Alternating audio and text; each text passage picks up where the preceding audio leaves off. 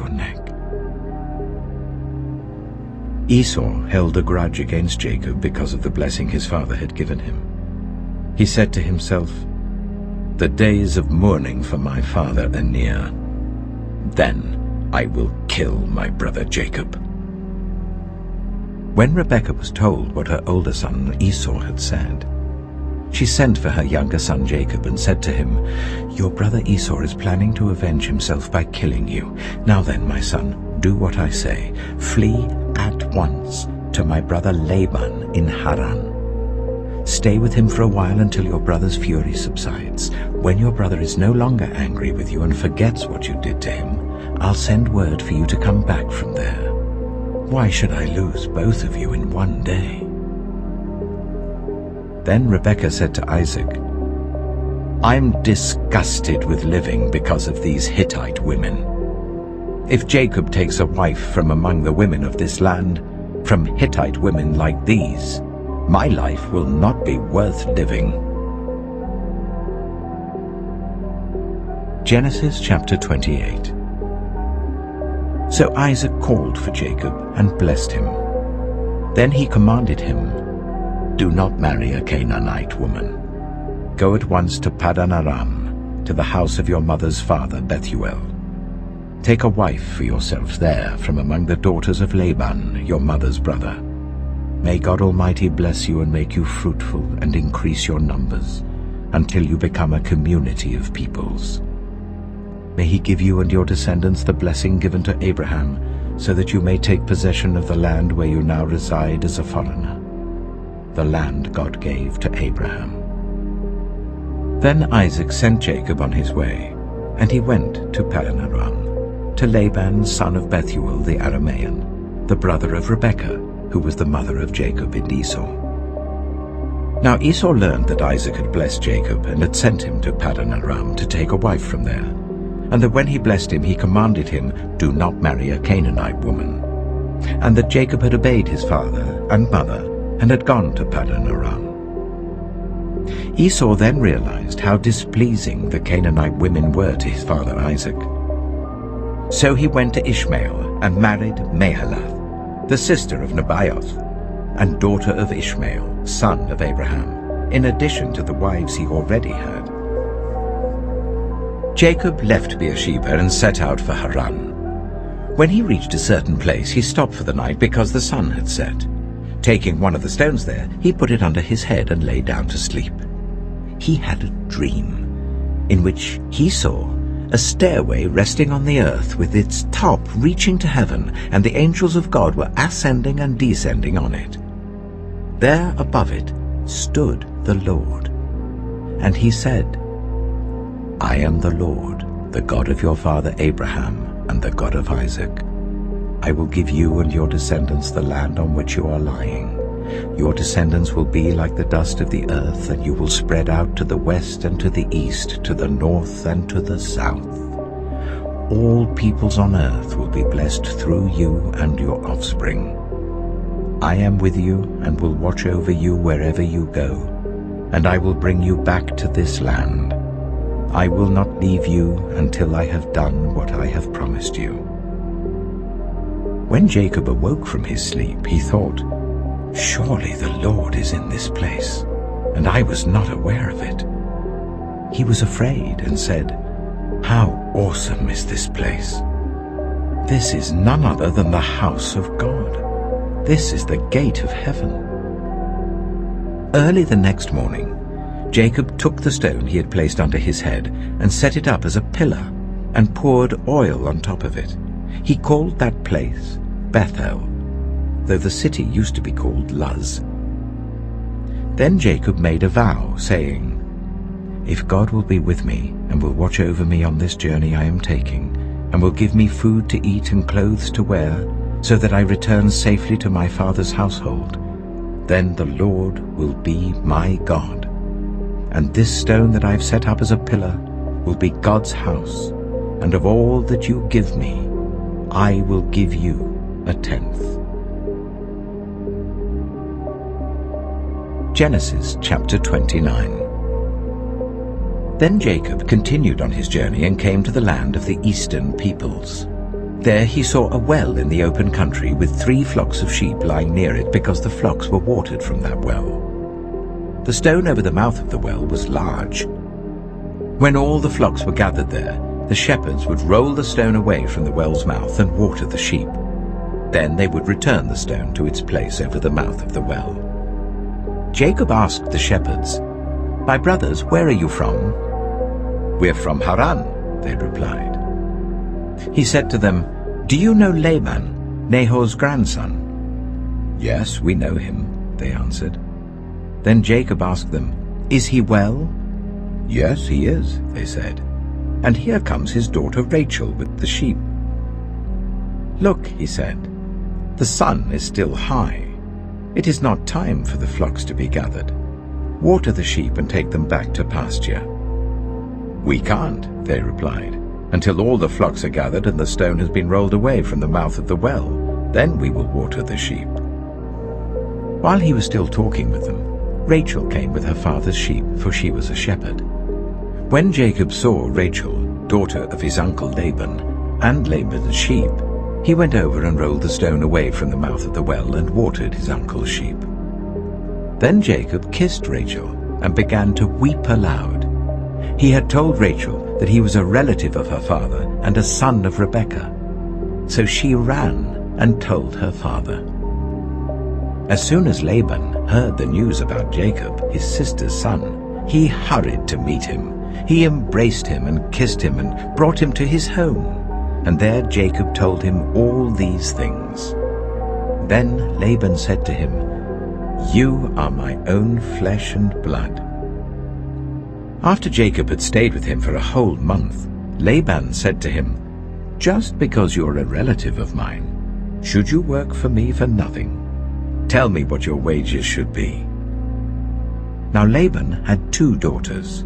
The name of the older was Leah, and the name of the younger was Rachel. Leah had weak eyes, but Rachel had a lovely figure and was beautiful. Jacob was in love with Rachel and said, "I'll work for you 7 years in return for your younger daughter Rachel." Laban said, "It's better that I give her to you than to some other man. Stay here with me." So Jacob served 7 years to get Rachel, but they seemed like only a few days to him because of his love for her. Then Jacob said to Laban, "Give me my wife. My time is completed, and I want to make love to her." So Laban brought together all the people of the place and gave a feast. But when the evening came, he took his daughter Leah and brought her to Jacob, and Jacob made love to her. And Laban gave his servant Zilpah to his daughter as her attendant. When morning came, there was Leah. So Jacob said to Laban, "What is this you have done to me? I served you for Rachel, didn't I? Why have you deceived me?" Laban replied, "It is not our custom here to give the younger daughter in marriage before the older one. Finish this daughter's bridal week. Then we will give you the younger one also in return for another 7 years of work." And Jacob did so. He finished the week with Leah, and then Laban gave him his daughter Rachel to be his wife. Laban gave his servant Bilhah to his daughter Rachel as her attendant. Jacob made love to Rachel also, and his love for Rachel was greater than his love for Leah, and he worked for Laban another 7 years. When the Lord saw that Leah was not loved, he enabled her to conceive, but Rachel remained childless. Leah became pregnant and gave birth to a son. She named him Reuben, for she said, "It is because the Lord has seen my misery. Surely my husband will love me now." She conceived again, and when she gave birth to a son, she said, "Because the Lord heard that I am not loved, he gave me this one too." So she named him Simeon. Again she conceived, and when she gave birth to a son, she said, "Now at last my husband will become attached to me, because I have borne him 3 sons." So he was named Levi. She conceived again, and when she gave birth to a son, she said, "This time I will praise the Lord." So she named him Judah. Then she stopped having children. Genesis chapter 30. When Rachel saw that she was not bearing Jacob any children, she became jealous of her sister. So she said to Jacob, "Give me children or I'll die." Jacob became angry with her and said, "Am I in the place of God, who has kept you from having children?" Then she said, "Here is Bilhah, my servant. Sleep with her, so that she can bear children for me, and I too can build a family through her." So she gave him her servant Bilhah as a wife. Jacob slept with her, and she became pregnant and bore him a son. Then Rachel said, "God has vindicated me. He has listened to my plea and given me a son." Because of this, she named him Dan. Rachel's servant Bilhah conceived again and bore Jacob a second son. Then Rachel said, "I have had a great struggle with my sister, and I have won." So she named him Naphtali. When Leah saw that she had stopped having children, she took her servant Zilpah and gave her to Jacob as a wife. Leah's servant Zilpah bore Jacob a son. Then Leah said, "What good fortune!" So she named him Gad. Leah's servant Zilpah bore Jacob a second son. Then Leah said, "How happy I am! The women will call me happy." So she named him Asher. During wheat harvest, Reuben went out into the fields and found some mandrake plants, which he brought to his mother Leah. Rachel said to Leah, "Please give me some of your son's mandrakes." But she said to her, "Wasn't it enough that you took away my husband? Will you take my son's mandrakes too?" "Very well," Rachel said. "He can sleep with you tonight in return for your son's mandrakes." So when Jacob came in from the fields that evening, Leah went out to meet him. "You must sleep with me," she said. "I have hired you with my son's mandrakes." So he slept with her that night. God listened to Leah, and she became pregnant and bore Jacob a fifth son. Then Leah said, "God has rewarded me for giving my servant to my husband." So she named him Issachar. Leah conceived again and bore Jacob a sixth son. Then Leah said, "God has presented me with a precious gift. This time my husband will treat me with honor because I have borne him 6 sons." So she named him Zebulun. Sometime later she gave birth to a daughter and named her Dinah. Then God remembered Rachel. He listened to her and enabled her to conceive. She became pregnant and gave birth to a son, and said, "God has taken away my disgrace." She named him Joseph, and said, "May the Lord add to me another son." After Rachel gave birth to Joseph, Jacob said to Laban, "Send me on my way so I can go back to my own homeland. Give me my wives and children for whom I have served you, and I will be on my way. You know how much work I've done for you." But Laban said to him, "If I have found favor in your eyes, please stay. I have learned by divination that the Lord has blessed me because of you." He added, "Name your wages, and I will pay them." Jacob said to him, "You know how I have worked for you, and how your livestock has fared under my care. The little you had before I came has increased greatly, and the Lord has blessed you wherever I have been. But now, when may I do something for my own household?" "What shall I give you?" he asked. "Don't give me anything," Jacob replied. "But if you will do this one thing for me, I will go on tending your flocks and watching over them. Let me go through all your flocks today and remove from them every speckled or spotted sheep, every dark-colored lamb, and every spotted or speckled goat. They will be my wages, and my honesty will testify for me in the future. whenever you check on the wages you have paid me, any goat in my possession that is not speckled or spotted, or any lamb that is not dark-colored, will be considered stolen." "Agreed," said Laban. "Let it be as you have said." That same day he removed all the male goats that were streaked or spotted, and all the speckled or spotted female goats, all that had white on them, and all the dark-colored lambs, and he placed them in the care of his sons. Then he put a 3-day journey between himself and Jacob, while Jacob continued to tend the rest of Laban's flocks. Jacob, however, took fresh-cut branches from poplar, almond, and plane trees, and made white stripes on them by peeling the bark and exposing the white inner wood of the branches. Then he placed the peeled branches in all the watering troughs, so that they would be directly in front of the flocks when they came to drink. When the flocks were in heat and came to drink, they mated in front of the branches, and they bore young that were streaked or speckled or spotted. Jacob set apart the young of the flock by themselves, but made the rest face the streaked and dark-colored animals that belonged to Laban. Thus he made separate flocks for himself, and did not put them with Laban's animals.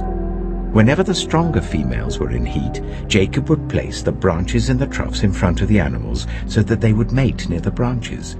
But if the animals were weak, he would not place them there. So the weak animals went to Laban, and the strong ones went to Jacob. In this way the man grew exceedingly prosperous, and came to own large flocks and female and male servants and camels and donkeys. Genesis chapter 31. Jacob heard that Laban's sons were saying, "Jacob has taken everything our father owned, and has gained all this wealth from what belonged to our father." And Jacob noticed that Laban's attitude toward him was not what it had been. Then the Lord said to Jacob, "Go back to the land of your fathers and to your relatives, and I will be with you." So Jacob sent word to Rachel and Leah to come out to the fields where his flocks were. He said to them, "I see that your father's attitude towards me is not what it was before, but the God of my father has been with me. You know that I've worked for your father with all my strength. Yet your father has cheated me by changing my wages 10 times. However, God has not allowed him to harm me. If he said, 'The speckled ones will be your wages,' then all the flocks gave birth to speckled young. And if he said, 'The streaked ones will be your wages,' then all the flocks bore streaked young. So God has taken away your father's livestock and has given them to me. In breeding season I once had a dream, in which I looked up and saw that the male goats mating with the flock were streaked, speckled, or spotted. The angel of God said to me in the dream, 'Jacob.' I answered, 'Here I am.' And he said, 'Look up and see that all the male goats mating with the flock are streaked, speckled, or spotted. For I have seen all that Laban has been doing to you. I am the God of Bethel, where you anointed a pillar and where you made a vow to me. Now leave this land at once and go back to your native land.' Then Rachel and Leah replied, 'Do we still have any share in the inheritance of our father's estate? Does he not regard us as foreigners? Not only has he sold us, but he has used up what was paid for us. Surely all the wealth that God took away from our father belongs to us and our children. So do whatever God has told you.' Then Jacob put his children and his wives on camels, and he drove all his livestock ahead of him along with all the goods he had accumulated in Paddan Aram, to go to his father Isaac in the land of Canaan. When Laban had gone to shear his sheep, Rachel stole her father's household gods. Moreover, Jacob deceived Laban the Aramean by not telling him he was running away. So he fled with all he had, crossed the Euphrates River, and headed for the hill country of Gilead. On the 3rd day, Laban was told that Jacob had fled. Taking his relatives with him, he pursued Jacob for 7 days and caught up with him in the hill country of Gilead.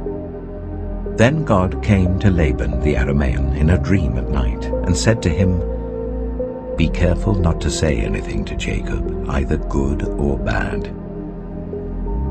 Jacob had pitched his tent in the hill country of Gilead when Laban overtook him, and Laban and his relatives camped there too.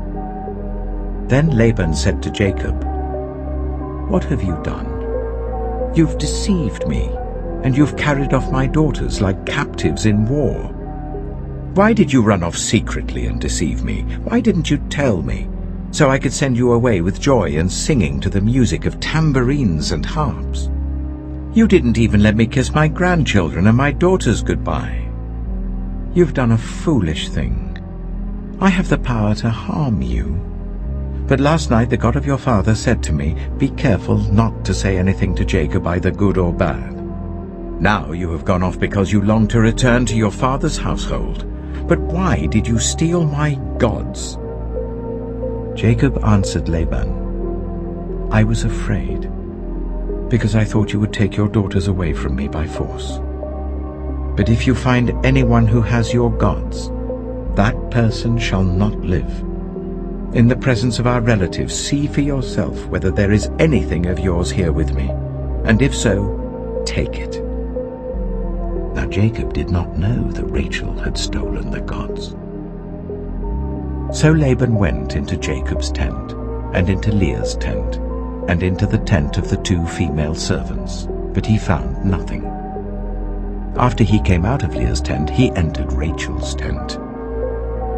Now Rachel had taken the household gods and put them inside her camel's saddle and was sitting on them. Laban searched through everything in the tent, but found nothing. Rachel said to her father, "Don't be angry, my lord, that I cannot stand up in your presence. I'm having my period."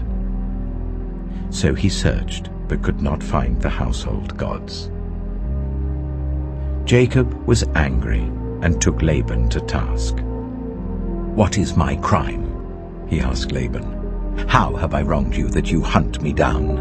Now that you have searched through all my goods, what have you found that belongs to your household? Put it here in front of your relatives and mine, and let them judge between the 2 of us.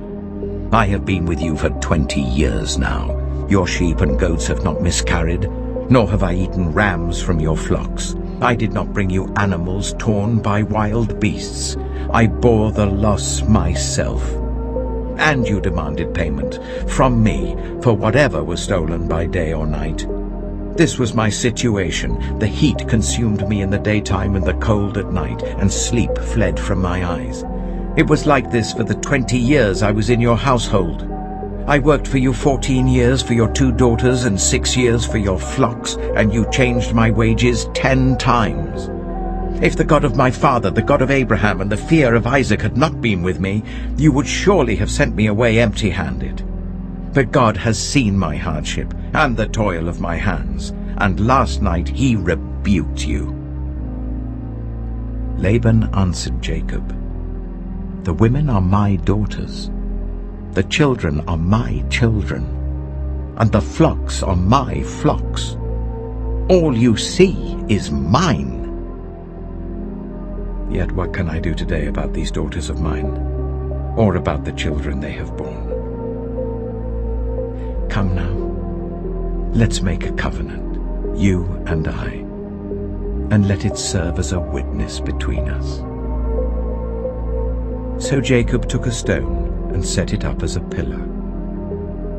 He said to his relatives, "Gather some stones." So they took stones and piled them in a heap, and they ate there by the heap.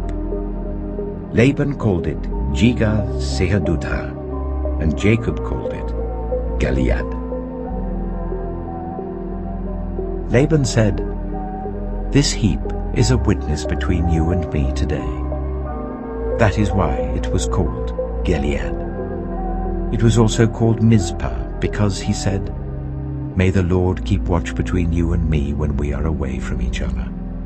if you ill-treat my daughters, or if you take any wives besides my daughters, even though no one is with us, remember that God is a witness between you and me."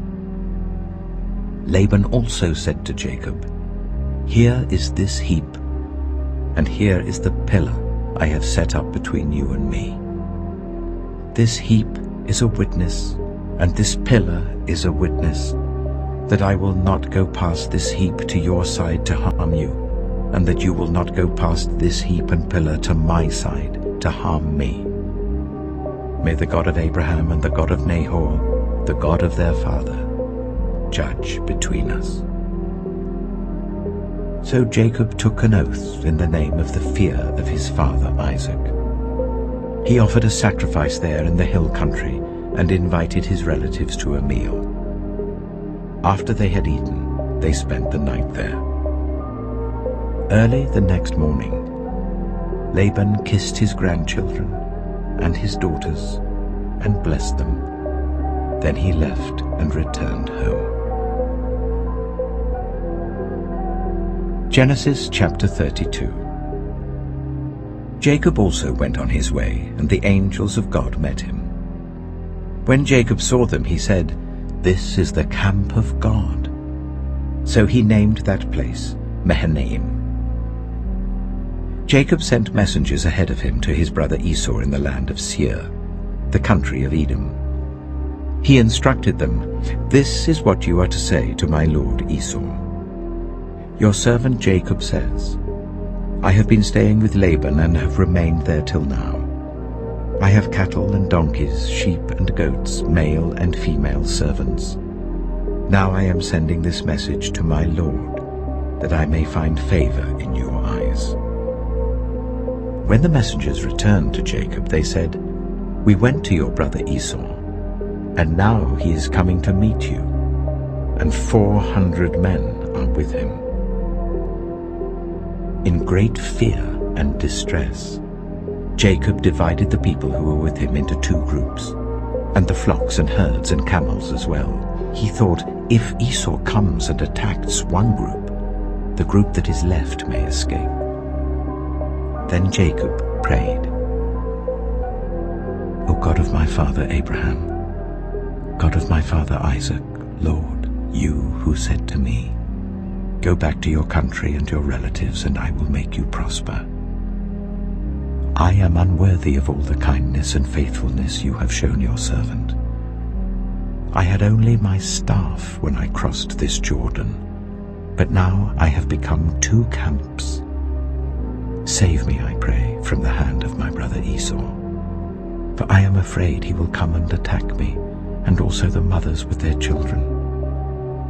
But you have said, I will surely make you prosper, and will make your descendants like the sand of the sea, which cannot be counted."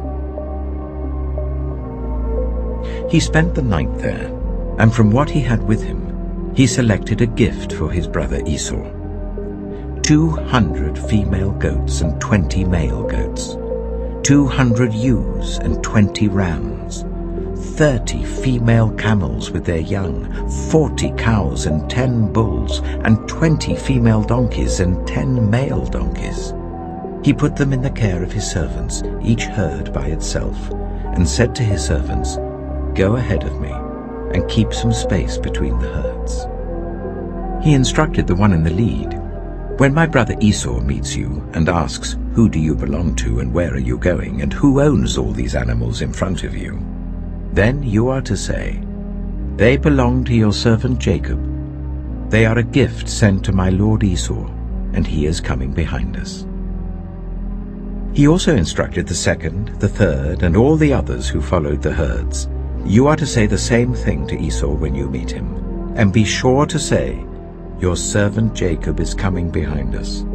For he thought, 'I will pacify him with these gifts I am sending on ahead. Later, when I see him, perhaps he will receive me.' So Jacob's gifts went on ahead of him, but he himself spent the night in the camp. That night Jacob got up and took his 2 wives, his 2 female servants, and his 11 sons, and crossed the ford of the Jabbok.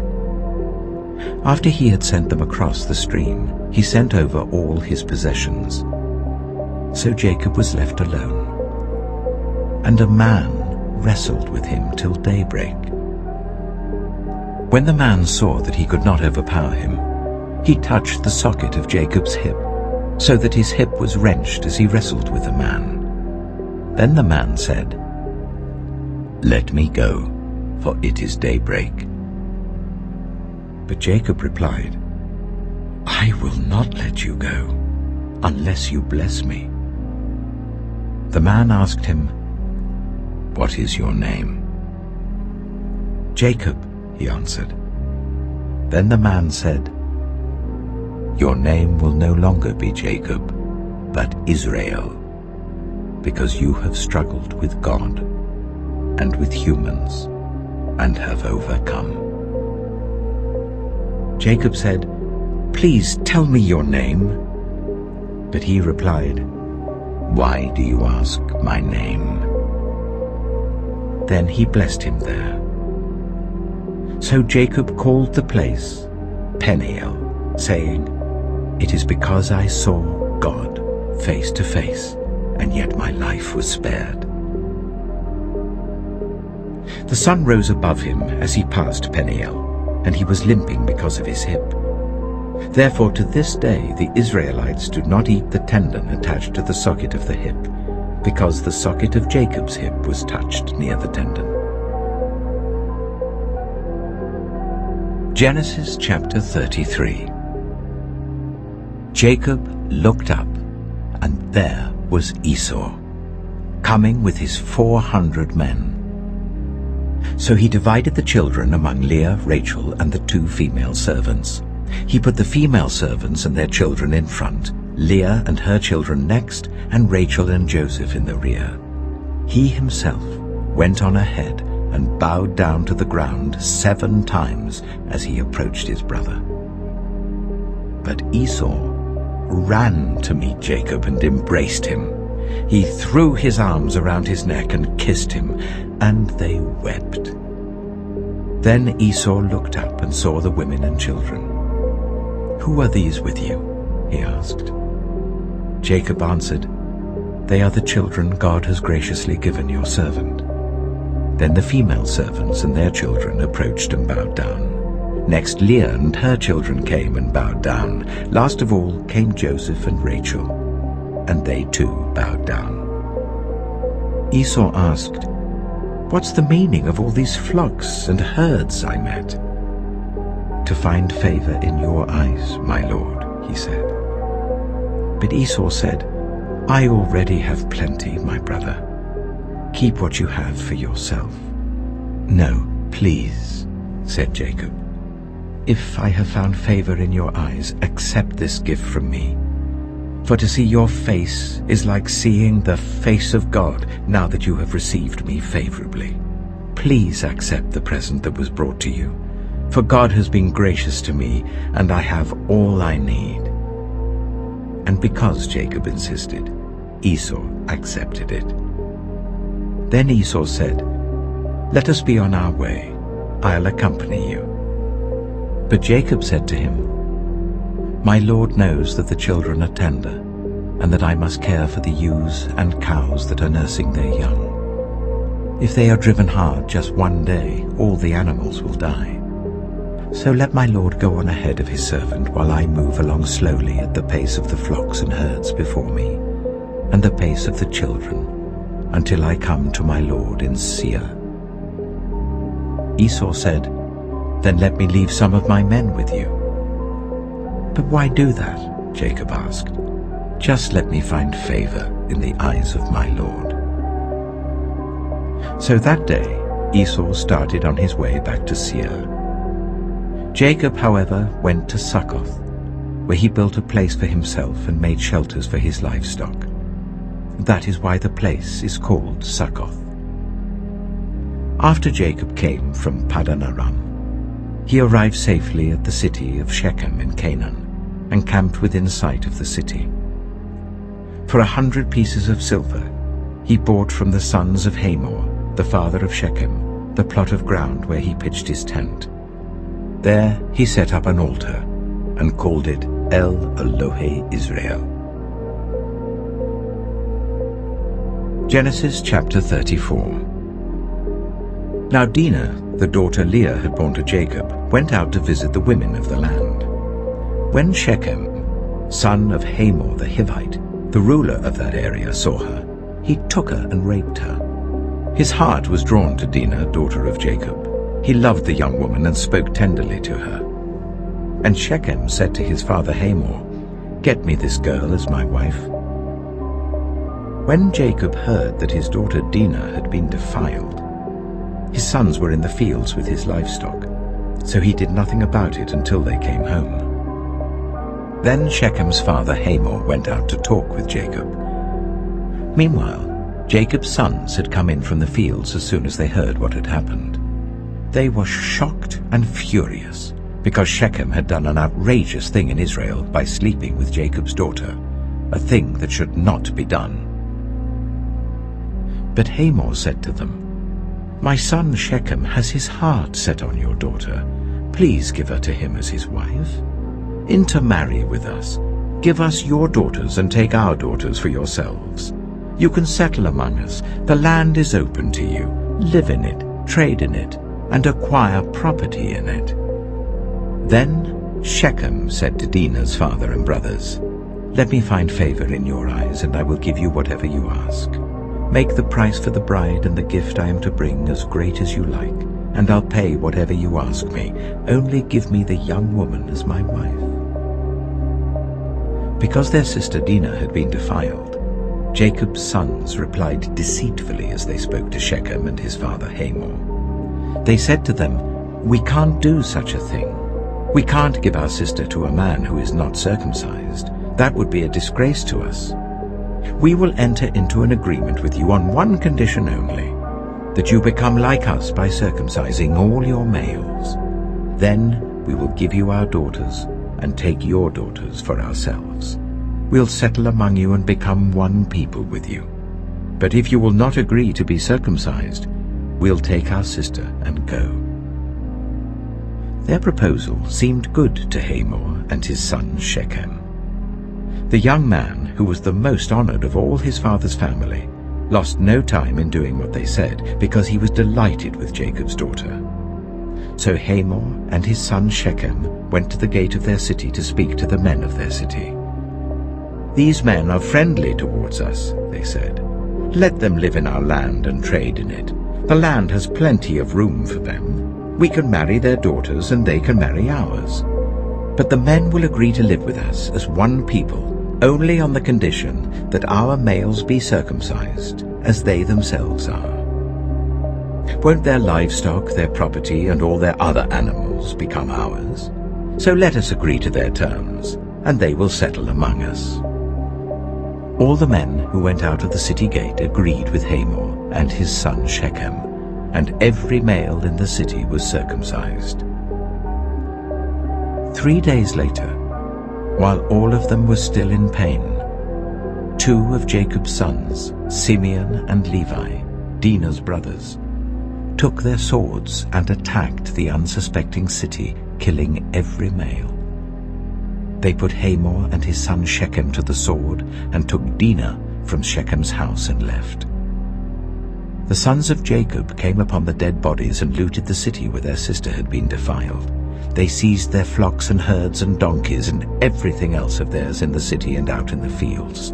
They carried off all their wealth and all their women and children, taking as plunder everything in the houses.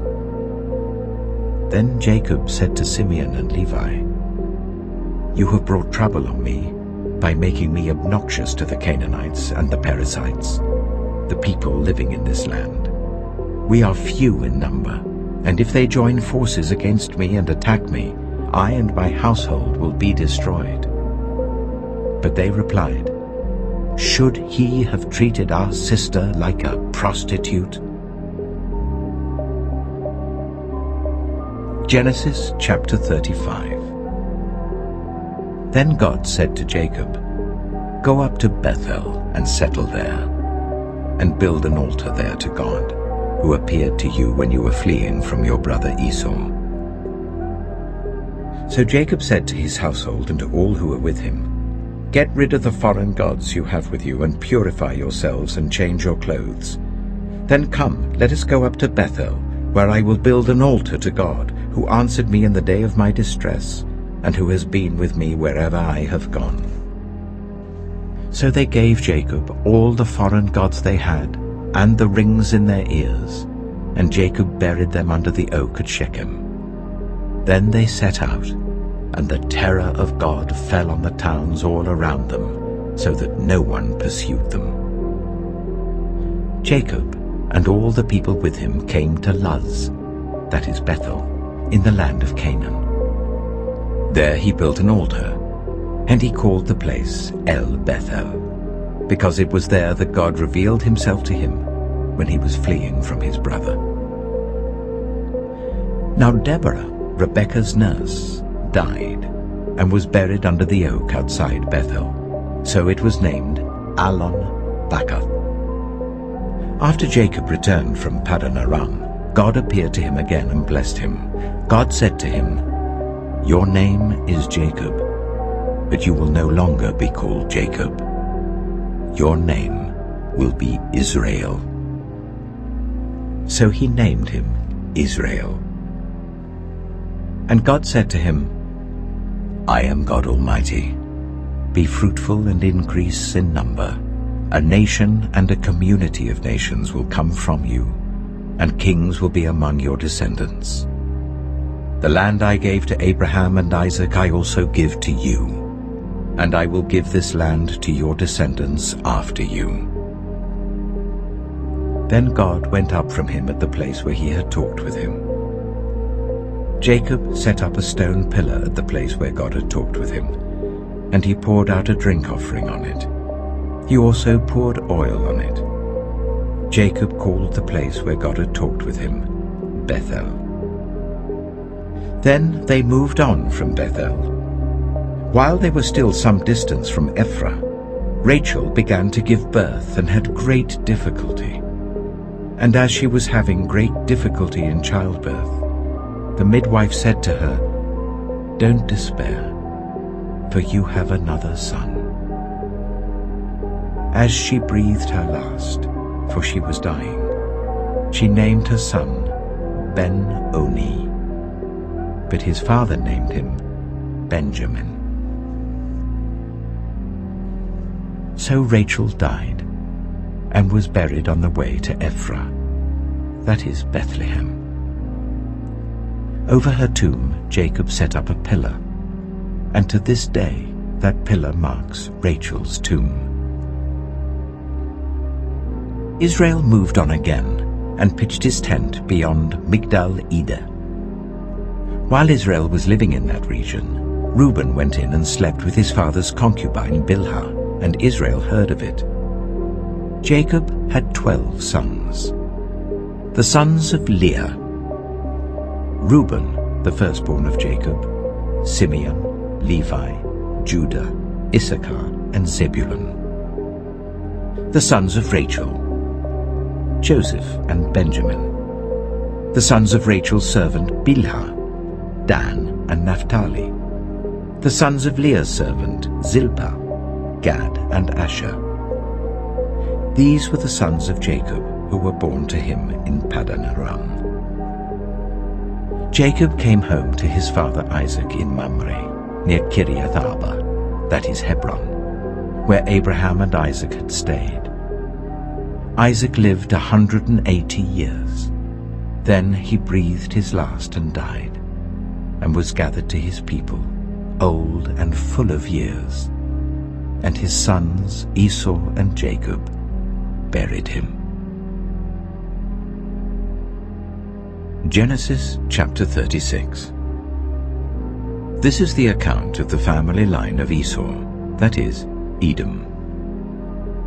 Esau took his wives from the women of Canaan: Adah, daughter of Elon the Hittite, and Aholibamah, daughter of Anah and granddaughter of Zibeon the Hittite, and Basemath, daughter of Ishmael and sister of Nebaioth.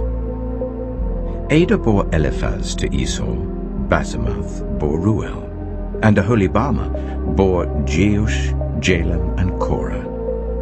These were the sons of Esau who were born to him in Canaan. Esau took his wives and sons and daughters and all the members of his household, as well as his livestock and all his other animals and all the goods he had acquired in Canaan, and moved to a land some distance from his brother Jacob. Their possessions were too great for them to remain together. The land where they were staying could not support them both because of their livestock. So Esau, that is Edom, settled in the hill country of Seir. This is the account of the family line of Esau, the father of the Edomites, in the hill country of Seir. These are the names of Esau's sons: Eliphaz, the son of Esau's wife Adah, and Ruel, the son of Esau's wife Basemath. The sons of Eliphaz: Teman, Omar, Zepho, Gatim, and Kenaz. Esau's son Eliphaz also had a concubine named Timnah, who bore him Amalek. These were grandsons of Esau's wife Adah. The sons of Ruel: Nahath, Zerah, Shammah, and Mitzah. These were grandsons of Esau's wife Basemath. The sons of Esau's wife Aholibama, daughter of Anah and granddaughter of Zibeon, whom she bore to Esau: Jeush, Jalam, and Korah.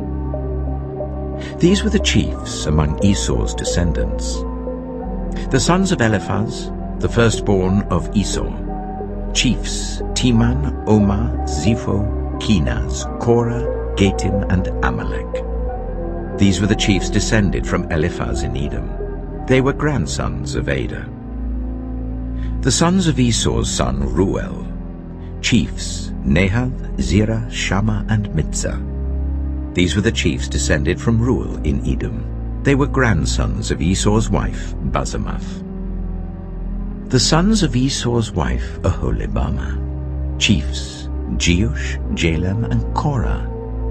These were the chiefs descended from Esau's wife Aholibama, daughter of Anah. These were the sons of Esau, that is Edom, and these were their chiefs. These were the sons of Seir the Horite, who were living in the region: Lotan, Shobal, Zibeon, Anah, Dishon, Ezer, and Dishan. These sons of Seir in Edom were Horite chiefs. The sons of Lotan: Horai and Homam. Timnah was Lotan's sister. The sons of Shobal: Alvan, Manahath, Ebal, Shapho, and Onam. The sons of Zibeon: Aya and Anah. This is the Anah who discovered the hot springs in the desert while he was grazing the donkeys of his father Zibeon. The children of Anah: Dishon and Aholibama, daughter of Anah. The sons of Dishon: Hemdan, Eshban, Ithran, and Kiran. The sons of Ezer: Bilhan, Zevan, and Achan. The sons of Dishan: Az and Aran. These were the Horite chiefs: Lotan, Shobal, Zibeon, Anah, Dishon, Ezer, and Dishan. These were the Horite chiefs according to their divisions in the land of Seir. These were the kings who reigned in Edom before any Israelite king reigned. Bela, son of Beor, became king of Edom. His city was named Dinhabah. When Bela died, Jobab, son of Zerah from Bozrah, succeeded him as king. When Jobab died, Husham from the land of the Temanites succeeded him as king. When Husham died, Hadad, son of Bedad, who defeated Midian in the country of Moab, succeeded him as king. His city was named Avith. When Hadad died, Samlah from Masrekah succeeded him as king. When Samlah died, Shaul from Rehoboth on the river succeeded him as king. When Shaul died, Baal-Hanan, son of Akbor, succeeded him as king. When Baal-Hanan, son of Akbor, died, Hadad succeeded him as king. His city was named Payu, and his wife's name was Mehetabel, daughter of Matred, the daughter of Mezahab. These were the chiefs descended from Esau, by name according to their clans and regions: Timnah, Alivah, Jetheth, Oholibamah, Elah, Pinon, Kizah, Teman, Mibzah, Magdiel, and Iran. These were the chiefs of Edom according to their settlements in the land they occupied. This is the family line of Esau, the father of the Edomites. Genesis chapter 37. Jacob lived in the land where his father had stayed, the land of Canaan. This is the account of Jacob's family line. Joseph, a young man of 17, was tending the flocks with his brothers, the sons of Bilhah and the sons of Zilpah, his father's wives, and he brought their father a bad report about them. Now Israel loved Joseph more than any of his other sons, because he had been born to him in his old age, and he made an ornate robe for him. When his brothers saw that their father loved him more than any of them, they hated him and could not speak a kind word to him. Joseph had a dream, and when he told it to his brothers, they hated him all the more. He said to them, "Listen to this dream I had. We were binding sheaves of corn out in the field when suddenly my sheaf rose and stood upright, while your sheaves gathered round mine and bowed down to it." His brothers said to him, "Do you intend to reign over us? Will you actually rule us?"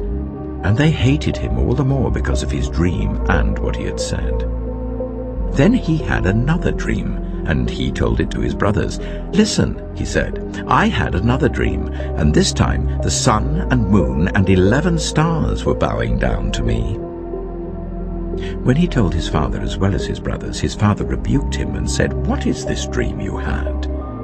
Will your mother and I and your brothers actually come and bow down to the ground before you?" His brothers were jealous of him, but his father kept the matter in mind. Now his brothers had gone to graze their father's flocks near Shechem, and Israel said to Joseph, "As you know, your brothers are grazing the flocks near Shechem. Come, I'm going to send you to them." "Very well," he replied. So he said to him, "Go and see if all is well with your brothers and with the flocks, and bring word back to me." Then he sent him off from the valley of Hebron. When Joseph arrived at Shechem, a man found him wandering around in the fields and asked him, "What are you looking for?"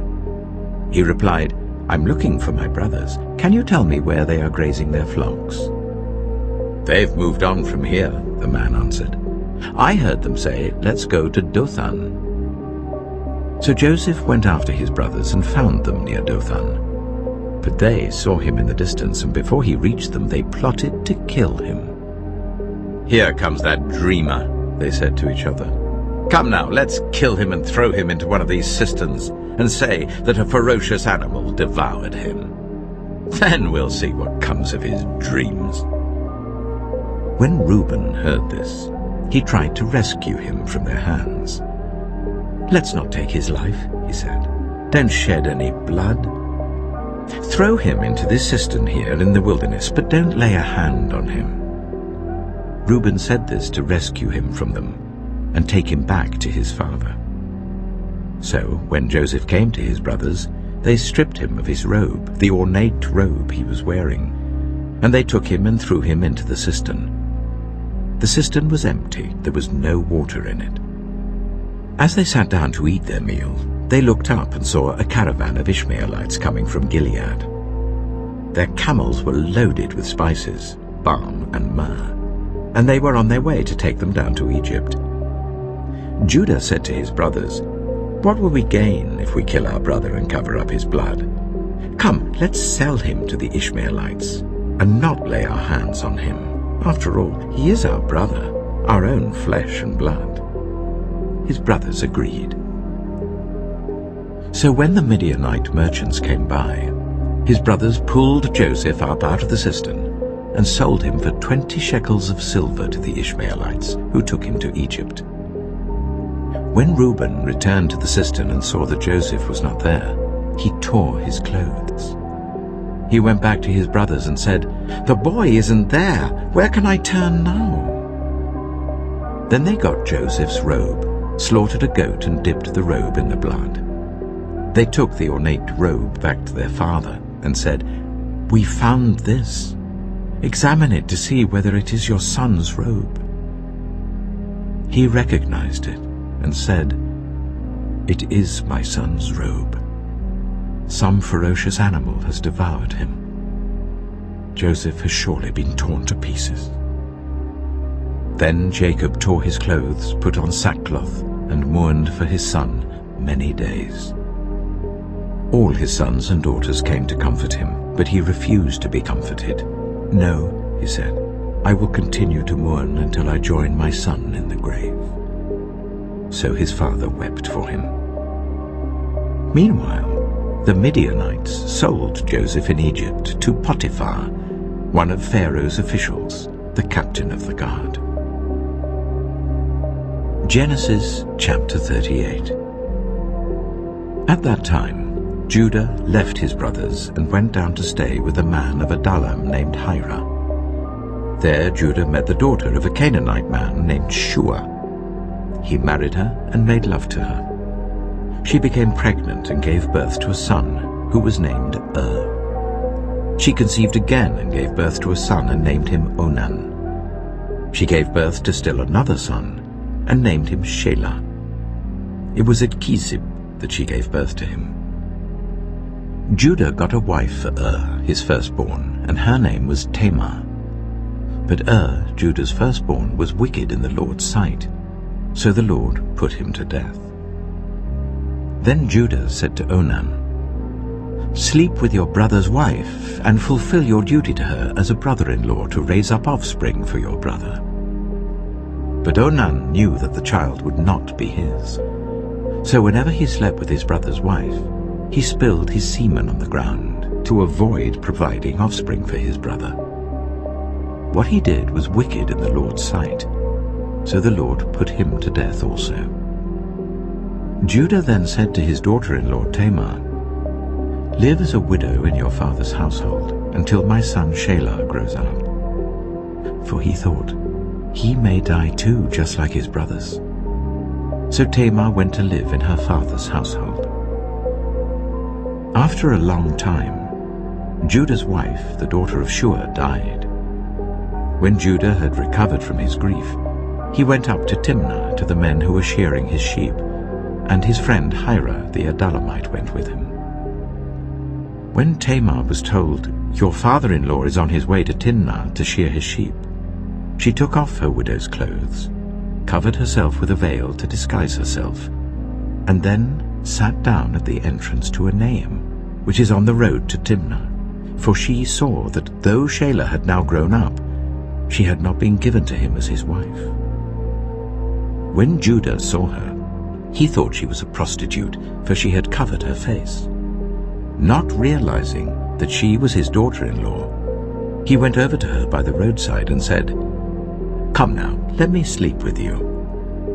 "And what will you give me to sleep with you?" she asked.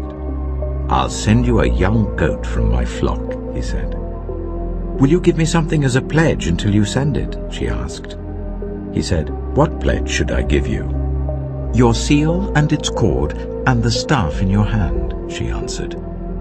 So he gave them to her and slept with her, and she became pregnant by him. After she left, she took off her veil and put on her widow's clothes again. Meanwhile Judah sent the young goat by his friend the Adullamite in order to get his pledge back from the woman, but he did not find her. He asked the men who lived there, "Where is the shrine prostitute who was beside the road at Enaim?" "There hasn't been any shrine prostitute here," they said. So he went back to Judah and said, "I didn't find her. Besides, the men who lived there said, 'There hasn't been any shrine prostitute here.'" Then Judah said, "Let her keep what she has, or we will become a laughingstock. After all, I did send her this young goat, but you didn't find her." About 3 months later, Judah was told, "Your daughter-in-law Tamar is guilty of prostitution, and as a result she is now pregnant." Judah said, "Bring her out, and let her be burned to death." As she was being brought out, she sent a message to her father-in-law. "I am pregnant by the man who owns these," she said. And she added, "See if you recognize whose seal and cord and staff these are." Judah recognized them and said, "She is more righteous than I, since I wouldn't give her to my son Shelah." And he did not sleep with her again. When the time came for her to give birth, there were twin boys in her womb. As she was giving birth, one of them put out his hand. So the midwife took a scarlet thread and tied it on his wrist and said, "This one came out first." But when he drew back his hand, his brother came out, and she said, "So this is how you have broken out." And he was named Perez. Then his brother who had the scarlet thread on his wrist came out, and he was named Zerah.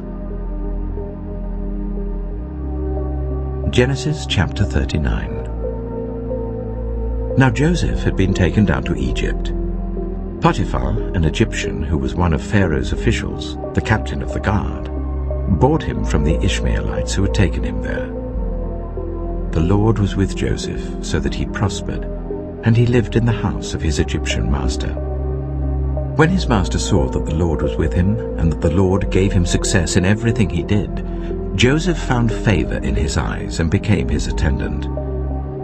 Potiphar put him in charge of his household, and he entrusted to his care everything he owned. From the time he put him in charge of his household and of all that he owned, the Lord blessed the household of the Egyptian because of Joseph. The blessing of the Lord was on everything Potiphar had, both in the house and in the field. So Potiphar left everything he had in Joseph's care. With Joseph in charge, he did not concern himself with anything except the food he ate. Now Joseph was well built and handsome. And after a while, his master's wife took notice of Joseph and said, "Come to bed with me." But he refused. "With me in charge," he told her, "my master does not concern himself with anything in the house. Everything he owns he has entrusted to my care. No one is greater in this house than I am. My master has withheld nothing from me except you, because you are his wife. How then could I do such a wicked thing and sin against God?" And though she spoke to Joseph day after day, he refused to go to bed with her or even be with her. One day, he went into the house to attend to his duties, and none of the household servants was inside. She caught him by his cloak and said, "Come to bed with me." But he left his cloak in her hand and ran out of the house.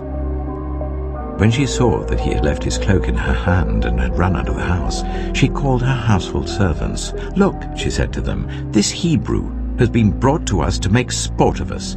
He came in here to sleep with me, but I screamed. When he heard me scream for help, he left his cloak beside me and ran out of the house." She kept his cloak beside her until his master came home. Then she told him this story. "That Hebrew slave you brought us came to me to make sport of me. But as soon as I screamed for help, he left his cloak beside me and ran out of the house."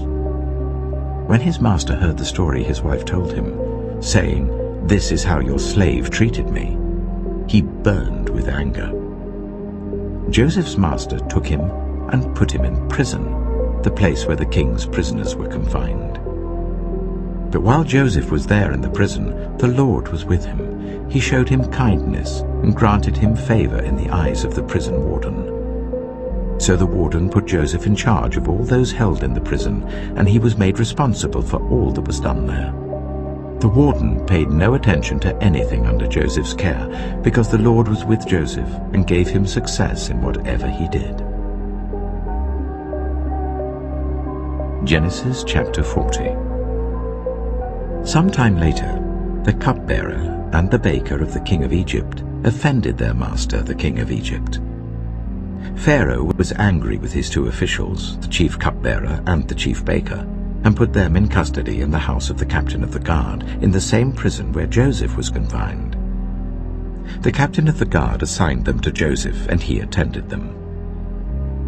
After they had been in custody for some time, each of the two men, the cupbearer and the baker of the king of Egypt, who were being held in prison, had a dream the same night, and each dream had a meaning of its own. When Joseph came to them the next morning, he saw that they were dejected. So he asked Pharaoh's officials who were in custody with him in his master's house, "Why do you look so sad today?" "We both had dreams," they answered, "but there is no one to interpret them." Then Joseph said to them, "Do not interpretations belong to God? Tell me your dreams." So the chief cupbearer told Joseph his dream. He said to him, "In my dream I saw a vine in front of me, and on the vine were 3 branches. As soon as it budded, it blossomed, and its clusters ripened into grapes. Pharaoh's cup was in my hand, and I took the grapes, squeezed them into Pharaoh's cup, and put the cup in his hand." "This is what it means," Joseph said to him. "The 3 branches are 3 days. Within 3 days, Pharaoh will lift up your head and restore you to your position, and you will put Pharaoh's cup in his hand, just as you used to do when you were his cupbearer. But when all goes well with you, remember me and show me kindness. Mention me to Pharaoh and get me out of this prison. I was forcibly carried off from the land of the Hebrews, and even here I've done nothing to deserve being put in a dungeon." When the chief baker saw that Joseph had given a favorable interpretation, he said to Joseph, "I too had a dream. On my head were 3 baskets of bread. In the top basket were all kinds of baked goods for Pharaoh, but the birds were eating them out of the basket on my head." "This is what it means," Joseph said. "The 3 baskets are 3 days. Within 3 days, Pharaoh will lift off your head and impale your body on a pole, and the birds will eat away your flesh." Now the 3rd day was Pharaoh's birthday, and he gave a feast for all his officials. He lifted up the heads of the chief cupbearer and the chief baker in the presence of his officials. He restored the chief cupbearer to his position, so that he once again put the cup into Pharaoh's hand. But he impaled the chief baker, just as Joseph had said to them in his interpretation. The chief cupbearer, however, did not remember Joseph. He forgot him. Genesis chapter 41. When 2 full years had passed, Pharaoh had a dream. He was standing by the Nile, when out of the river there came up 7 cows, sleek and fat, and they grazed among the reeds. After them 7 other cows, ugly and gaunt, came up out of the Nile and stood beside those on the riverbank. And the cows that were ugly and gaunt ate up the 7 sleek, fat cows. Then Pharaoh woke up. He fell asleep again and had a second dream. 7 ears of corn, healthy and good, were growing on a single stalk. After them 7 other ears of corn sprouted, thin and scorched by the east wind. The thin ears of corn swallowed up the 7 healthy, full ears. Then Pharaoh woke up. It had been a dream. In the morning his mind was troubled, so he sent for all the magicians and wise men of Egypt. Pharaoh told them his dreams, but no one could interpret them for him. Then the chief cupbearer said to Pharaoh, "Today I'm reminded of my shortcomings. Pharaoh was once angry with his servants, and he imprisoned me and the chief baker in the house of the captain of the guard. Each of us had a dream the same night, and each dream had a meaning of its own. Now a young Hebrew was there with us, a servant of the captain of the guard. We told him our dreams, and he interpreted them for us, giving each man the interpretation of his dream. And things turned out exactly as he interpreted them to us.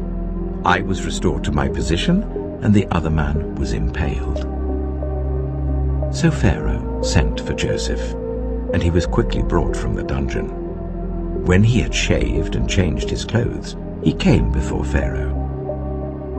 Pharaoh said to Joseph, I had a dream, and no one can interpret it. But I have heard it said of you that when you hear a dream, you can interpret it. I cannot do it, Joseph replied to Pharaoh, but God will give Pharaoh the answer he desires. Then Pharaoh said to Joseph, In my dream I was standing on the bank of the Nile. When out of the river there came up 7 cows, fat and sleek, and they grazed among the reeds. After them 7 other cows came up, scrawny and very ugly and lean. I had never seen such ugly cows in all the land of Egypt. The lean, ugly cows ate up the 7 fat cows that came up first. But even after they ate them, no one could tell that they had done so. They looked just as ugly as before. Then I woke up. In my dream I saw 7 ears of corn, full and good, growing on a single stalk. After them 7 other ears sprouted, withered and thin and scorched by the east wind. The thin ears of corn swallowed up the 7 good ears. I told this to the magicians, but none of them could explain it to me. Then Joseph said to Pharaoh, The dreams of Pharaoh are one and the same. God has revealed to Pharaoh what he is about to do. The 7 good cows are 7 years, and the 7 good ears of corn are 7 years. It is one and the same dream. The 7 lean, ugly cows that came up afterward are 7 years, and so are the 7 worthless ears of corn scorched by the east wind. They are 7 years of famine. It is just as I said to Pharaoh. God has shown Pharaoh what he is about to do. 7 years of great abundance are coming throughout the land of Egypt, but 7 years of famine will follow them. Then all the abundance in Egypt will be forgotten, and the famine will ravage the land. The abundance in the land will not be remembered, because the famine that follows it will be so severe.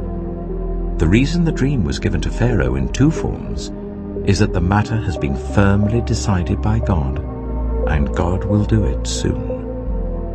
And now let Pharaoh look for a discerning and wise man, and put him in charge of the land of Egypt. Let Pharaoh appoint commissioners over the land to take 1/5 of the harvest of Egypt during the 7 years of abundance. They should collect all the food of these good years that are coming and store up the grain under the authority of Pharaoh to be kept in the cities for food.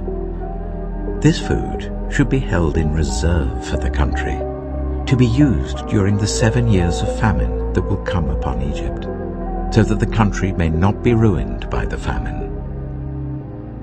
The plan seemed good to Pharaoh and to all his officials. So Pharaoh asked them, Can we find anyone like this man, one in whom is the Spirit of God? Then Pharaoh said to Joseph, Since God has made all this known to you, there is no one so discerning and wise as you. You shall be put in charge of my palace, and all my people are to submit to your orders. Only with respect to the throne will I be greater than you. So Pharaoh said to Joseph, I hereby put you in charge of the whole land of Egypt. Then Pharaoh took his signet ring from his finger and put it on Joseph's finger. He dressed him in robes of fine linen and put a gold chain around his neck. He had him ride in a chariot as his second in command, and people shouted before him, Make way! Thus he put him in charge of the whole land of Egypt. Then Pharaoh said to Joseph, I am Pharaoh, but without your word, no one will lift hand or foot in all Egypt. Pharaoh gave Joseph the name Zaphenath-Paneah, and gave him Asenath, daughter of Potipharah, priest of On, to be his wife. And Joseph went throughout the land of Egypt. Joseph was 30 years old when he entered the service of Pharaoh, king of Egypt, and Joseph went out from Pharaoh's presence and traveled throughout Egypt. During the 7 years of abundance, the land produced plentifully. Joseph collected all the food produced in those 7 years of abundance in Egypt and stored it in the cities. In each city he put the food grown in the fields surrounding it. Joseph stored up huge quantities of grain like the sand of the sea. It was so much that he stopped keeping records because it was beyond measure. Before the years of famine came, 2 sons were born to Joseph by Asenath, daughter of Potiphera, priest of On. Joseph named his firstborn Manasseh and said, "It is because God has made me forget all my trouble and all my father's household." The second son he named Ephraim and said, "It is because God has made me fruitful in the land of my suffering." The 7 years of abundance in Egypt came to an end, and the 7 years of famine began, just as Joseph had said. There was famine in all the other lands, but in the whole land of Egypt there was food. When all Egypt began to feel the famine, the people cried to Pharaoh for food. Then Pharaoh told all the Egyptians, "Go to Joseph and do what he tells you." When the famine had spread over the whole country, Joseph opened all the storehouses and sold grain to the Egyptians, for the famine was severe throughout Egypt, and all the world came to Egypt to buy grain from Joseph, because the famine was severe everywhere. Genesis chapter 42. When Jacob learned that there was grain in Egypt, he said to his sons, "Why do you just keep looking at each other?" He continued, "I have heard that there is grain in Egypt.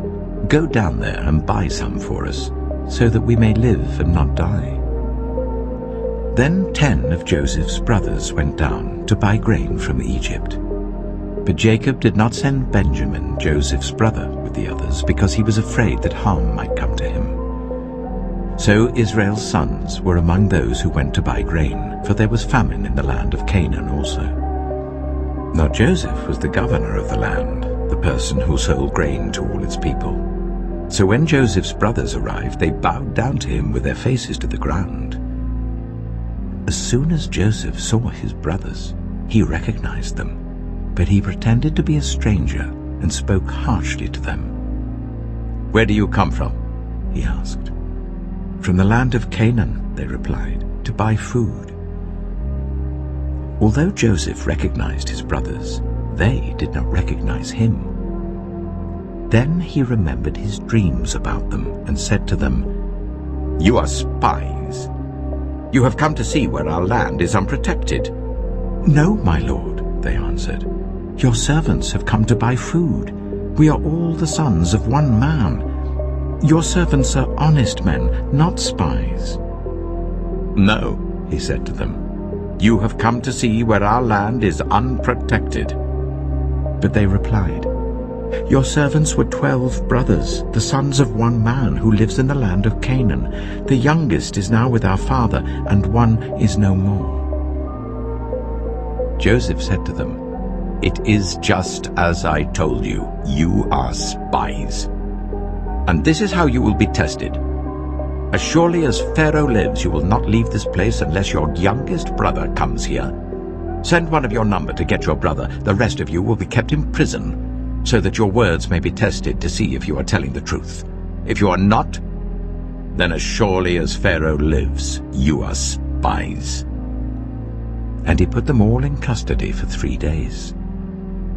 On the 3rd day, Joseph said to them, "Do this and you will live, for I fear God. If you are honest men, let one of your brothers stay here in prison, while the rest of you go and take grain back for your starving households. But you must bring your youngest brother to me, so that your words may be verified, and that you may not die." This they proceeded to do. They said to one another, "Surely we are being punished because of our brother. We saw how distressed he was when he pleaded with us for his life, but we would not listen. That's why this distress has come on us." Reuben replied, "Didn't I tell you not to sin against the boy? But you wouldn't listen. Now we must give an accounting for his blood." They did not realize that Joseph could understand them, since he was using an interpreter. He turned away from them and began to weep, but then came back and spoke to them again. He had Simeon taken from them and bound before their eyes. Joseph gave orders to fill their bags with grain, to put each man's silver back in his sack, and to give them provisions for their journey. After this was done for them, they loaded their grain on their donkeys and left. At the place where they stopped for the night, one of them opened his sack to get feed for his donkey, and he saw his silver in the mouth of his sack. "My silver has been returned," he said to his brothers.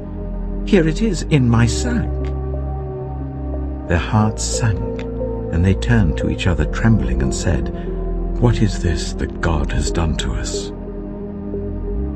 When they came to their father Jacob in the land of Canaan, they told him all that had happened to them. They said, "The man who is lord over the land spoke harshly to us and treated us as though we were spying on the land. But we said to him, 'We are honest men, we're not spies. We were 12 brothers, sons of one father.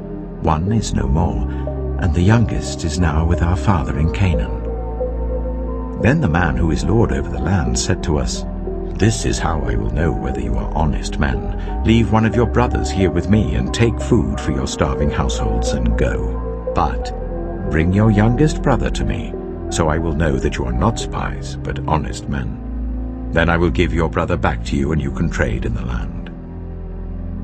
As they were emptying their sacks, there in each man's sack was his pouch of silver.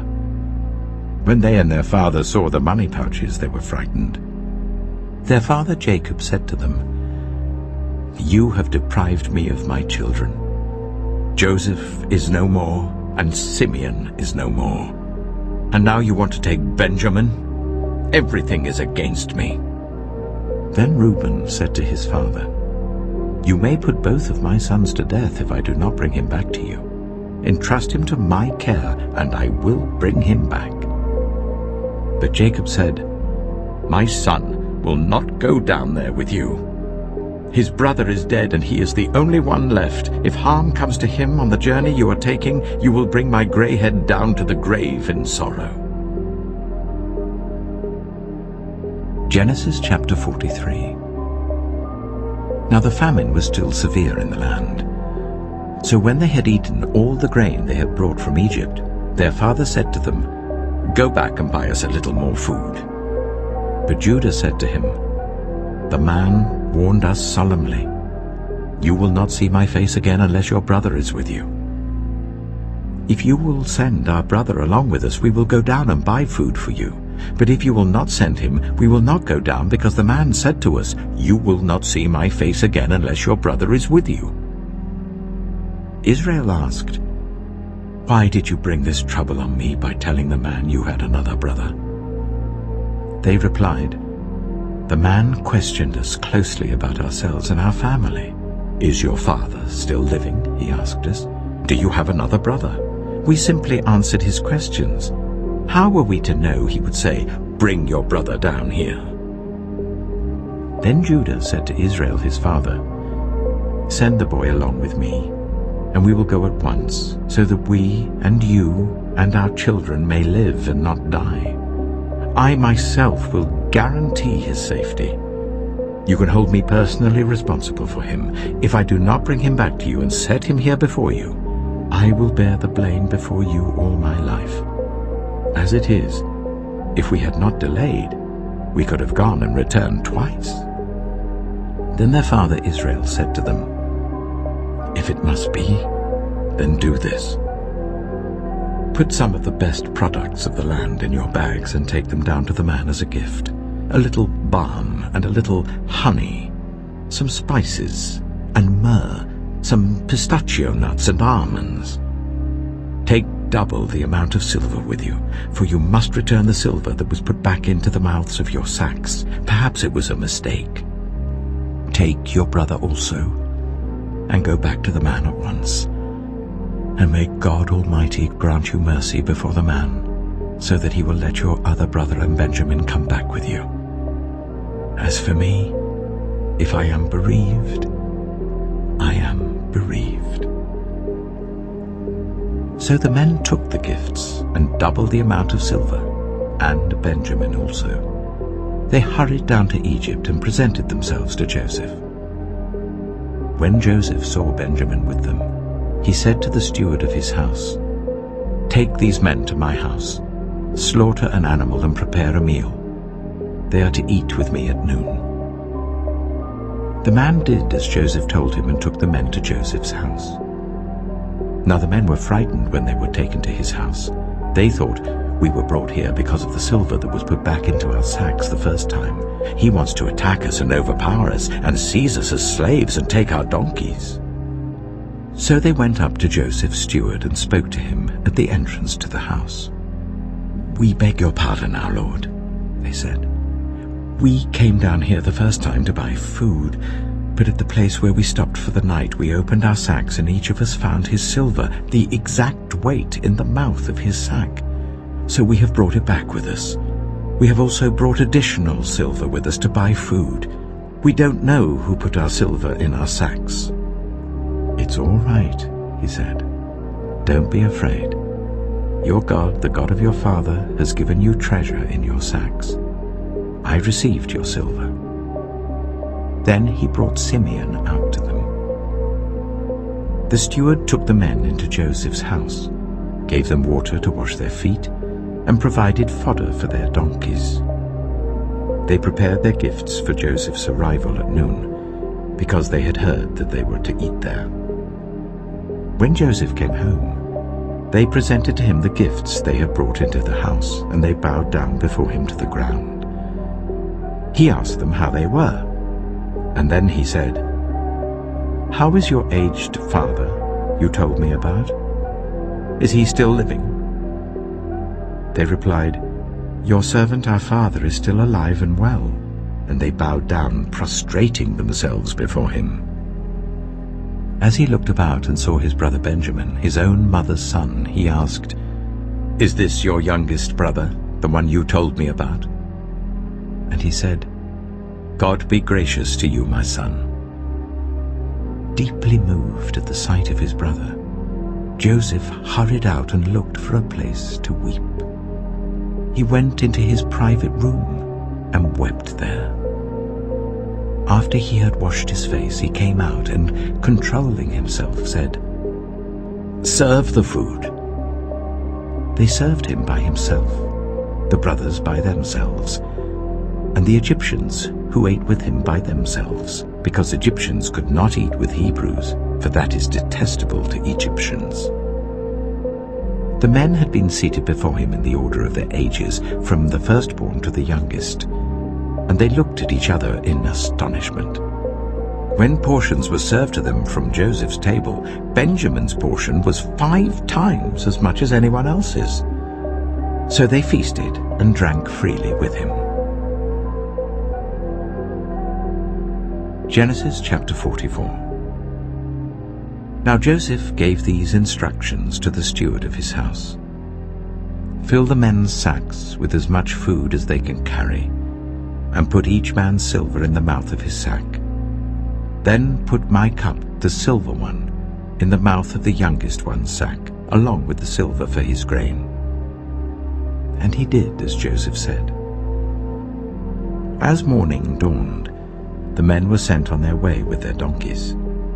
They had not gone far from the city when Joseph said to his steward, "Go after those men at once, and when you catch up with them, say to them, 'Why have you repaid good with evil? Isn't this the cup my master drinks from, and also uses for divination? This is a wicked thing you have done.'" When he caught up with them, he repeated these words to them. But they said to him, "Why does my lord say such things? Far be it from your servants to do anything like that. We even brought back to you from the land of Canaan the silver we found inside the mouths of our sacks. So why would we steal silver or gold from your master's house? If any of your servants is found to have it, he will die, and the rest of us will become my lord's slaves." "Very well then," he said, "let it be as you say. Whoever is found to have it will become my slave. The rest of you will be free from blame." Each of them quickly lowered his sack to the ground and opened it. Then the steward proceeded to search, beginning with the oldest and ending with the youngest. And the cup was found in Benjamin's sack. At this they tore their clothes. Then they all loaded their donkeys and returned to the city. Joseph was still in the house when Judah and his brothers came in, and they threw themselves to the ground before him. Joseph said to them, "What is this you have done? Don't you know that a man like me can find things out by divination?" "What can we say to my lord?" Judah replied. "What can we say? How can we prove our innocence? God has uncovered your servant's guilt. We are now my lord's slaves, we ourselves and the one who was found to have the cup." But Joseph said, "Far be it from me to do such a thing. Only the man who was found to have the cup will become my slave. The rest of you, go back to your father in peace." Then Judah went up to him and said, "Pardon your servant, my lord. Let me speak a word to my lord. Do not be angry with your servant, though you are equal to Pharaoh himself. My lord asked his servants, 'Do you have a father or a brother?' And we answered, 'We have an aged father, and there is a young son born to him in his old age. His brother is dead, and he is the only one of his mother's sons left, and his father loves him.' Then you said to your servants, 'Bring him down to me so I can see him for myself.' And we said to my lord, 'The boy cannot leave his father. If he leaves him, his father will die.' But you told your servants, 'Unless your youngest brother comes down with you, you will not see my face again.' When we went back to your servant my father, we told him what my lord had said. Then our father said, 'Go back and buy a little more food.' But we said, 'We cannot go down. Only if our youngest brother is with us will we go. We cannot see the man's face unless our youngest brother is with us.' Your servant my father said to us, 'You know that my wife bore me 2 sons. One of them went away from me, and I said, "He has surely been torn to pieces," and I have not seen him since. If you take this one from me too, and harm comes to him, you will bring my grey head down to the grave in misery. So now, if the boy is not with us, when I go back to your servant my father, and if my father, whose life is closely bound up with the boy's life, sees that the boy isn't there, he will die. Your servants will bring the grey head of our father down to the grave in sorrow. Your servant guaranteed the boy's safety to my father. I said, if I do not bring him back to you, I will bear the blame before you, my father, all my life. Now then, please let your servant remain here as my lord's slave in place of the boy, and let the boy return with his brothers. How can I go back to my father if the boy is not with me? No, do not let me see the misery that would come on my father." Genesis chapter 45. Then Joseph could no longer control himself before all his attendants, and he cried out, "Make everyone leave my presence." So there was no one with Joseph when he made himself known to his brothers. And he wept so loudly that the Egyptians heard him, and Pharaoh's household heard about it. Joseph said to his brothers, "I am Joseph. Is my father still living?" But his brothers were not able to answer him, because they were terrified at his presence. Then Joseph said to his brothers, "Come close to me." When they had done so, he said, "I am your brother Joseph, the one you sold into Egypt. And now do not be distressed, and do not be angry with yourselves for selling me here, because it was to save lives that God sent me ahead of you. For 2 years now there has been famine in the land, and for the next 5 years there will be no plowing and reaping. But God sent me ahead of you, to preserve for you a remnant on earth, and to save your lives by a great deliverance. So then it was not you who sent me here, but God. He made me father to Pharaoh, lord of his entire household and ruler of all Egypt. Now hurry back to my father, and say to him, 'This is what your son Joseph says. God has made me lord of all Egypt. Come down to me, don't delay. You shall live in the region of Goshen and be near me, you, your children and grandchildren, your flocks and herds, and all you have. I will provide for you there, because 5 years of famine are still to come. Otherwise, you and your household and all who belong to you will become destitute. You can see for yourselves, and so can my brother Benjamin, that it is really I who am speaking to you. Tell my father about all the honor accorded me in Egypt and about everything you have seen, and bring my father down here quickly." Then he threw his arms around his brother Benjamin and wept, and Benjamin embraced him, weeping. And he kissed all his brothers and wept over them. Afterwards his brothers talked with him. When the news reached Pharaoh's palace that Joseph's brothers had come, Pharaoh and all his officials were pleased. Pharaoh said to Joseph, "Tell your brothers, do this. Load your animals and return to the land of Canaan, and bring your father and your families back to me. I will give you the best of the land of Egypt, and you can enjoy the fat of the land." You are also instructed to tell them, "Do this. Take some carts from Egypt for your children and your wives, and get your father and come. Never mind about your belongings, because the best of all Egypt will be yours." So the sons of Israel did this. Joseph gave them carts, as Pharaoh had commanded, and he also gave them provisions for their journey.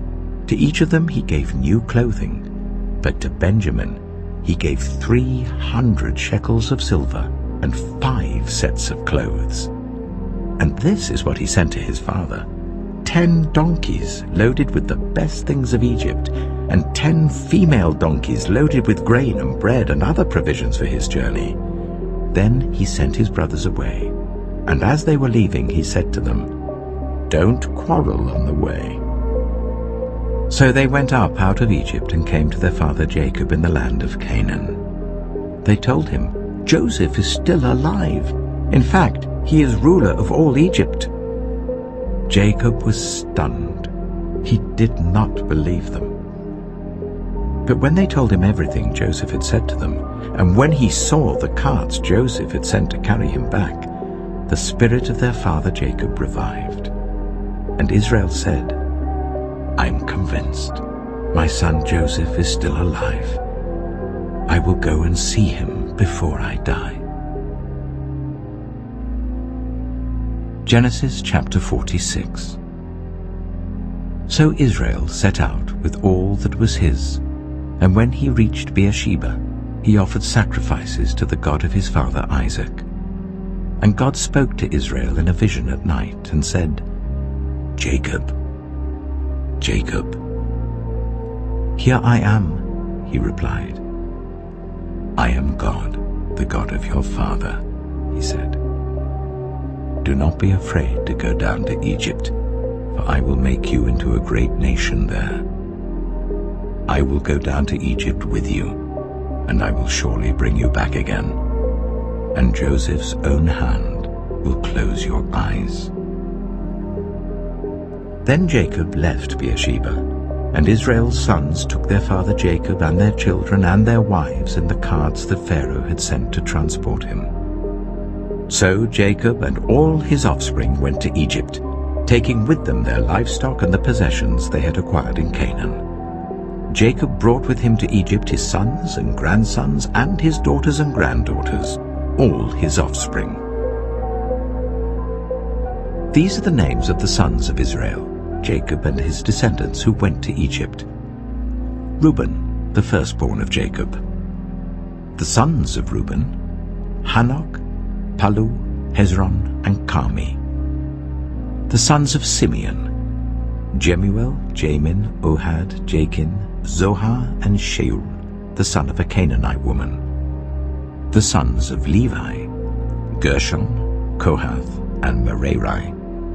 The sons of Judah: Onan, Shelah, Perez, and Zerah. But and Onan had died in the land of Canaan. The sons of Perez: Hezron and Hamul. The sons of Issachar: Tola, Pua, Jeshub, and Shimron. The sons of Zebulun, Sered, Elon, and Jahilel. These were the sons Leah bore to Jacob in Paddan Aram, besides his daughter Dinah. These sons and daughters of his were 33 in all. The sons of Gad, Zephon, Haggai, Shunai, Esbon, Eri, Erodai, and Arilai. The sons of Asher, Imnah, Ishva, Ishvi, and Beriah. Their sister was Sirah. The sons of Beriah, Heber and Malkiel. These were the children born to Jacob by Zilpah, whom Laban had given to his daughter Leah, 16 in all. The sons of Jacob's wife Rachel, Joseph and Benjamin. In Egypt, Manasseh and Ephraim were born to Joseph by Asenath, daughter of Potiphar, priest of On. The sons of Benjamin, Bela, Becher, Ashbel, Jirah, Naaman, Ehi, Rosh, Muppim, Huppim, and Ard. These were the sons of Rachel who were born to Jacob, 14 in all. The son of Dan, Hushim. The sons of Naphtali, Jaziel, Gunai, Jezer, and Shillem. These were the sons born to Jacob by Bilhah, whom Laban had given to his daughter Rachel, 7 in all. All those who went to Egypt with Jacob, those who were his direct descendants, not counting his sons' wives, numbered 66 persons.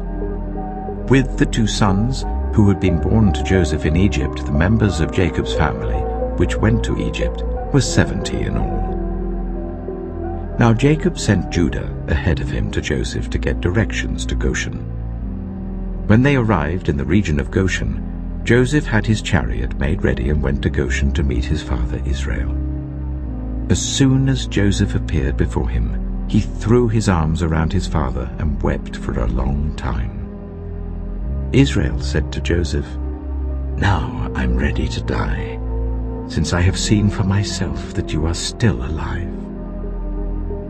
Then Joseph said to his brothers and to his father's household, "I will go up and speak to Pharaoh, and will say to him, 'My brothers and my father's household who are living in the land of Canaan have come to me.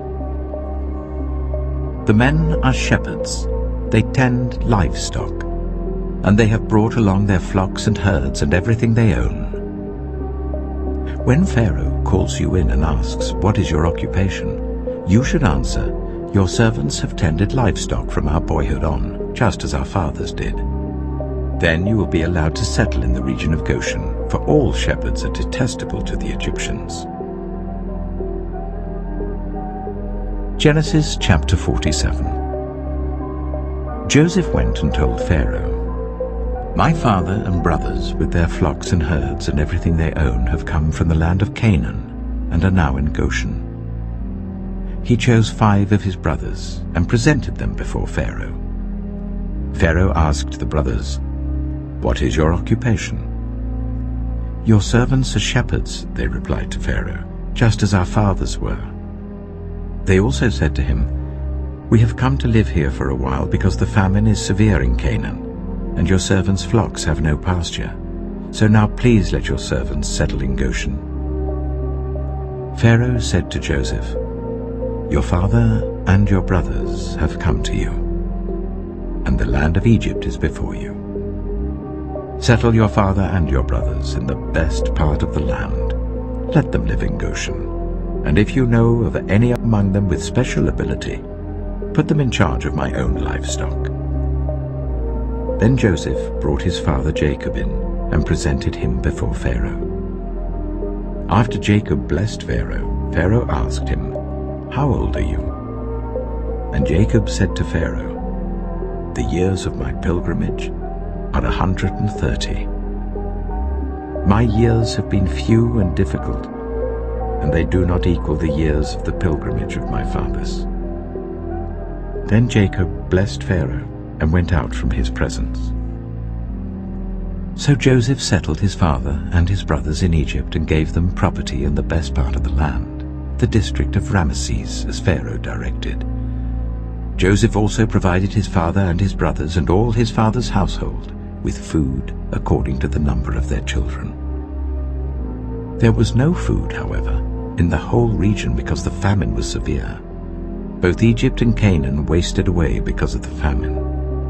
Joseph collected all the money that was to be found in Egypt and Canaan in payment for the grain that they were buying, and he brought it to Pharaoh's palace.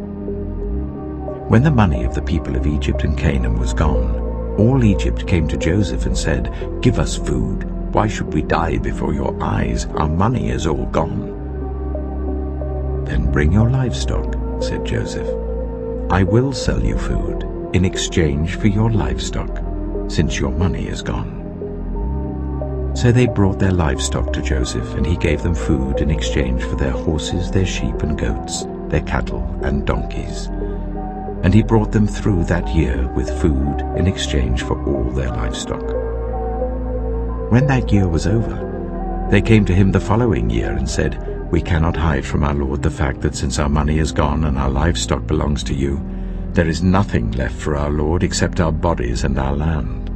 Why should we perish before your eyes, we and our land as well? Buy us and our land in exchange for food, and we with our land will be in bondage to Pharaoh.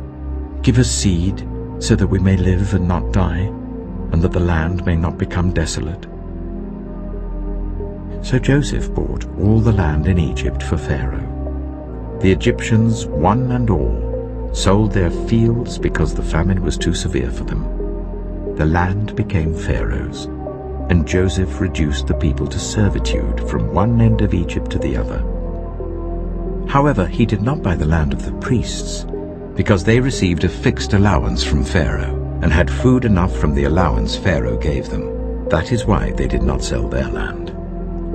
Joseph said to the people, "Now that I have bought you and your land today for Pharaoh, here is seed for you so you can plant the ground. But when the crop comes in, give a fifth of it to Pharaoh. The other 4/5 you may keep as seed for the fields and as food for yourselves and your households and your children." "You have saved our lives," they said. "May we find favor in the eyes of our Lord. We will be in bondage to Pharaoh."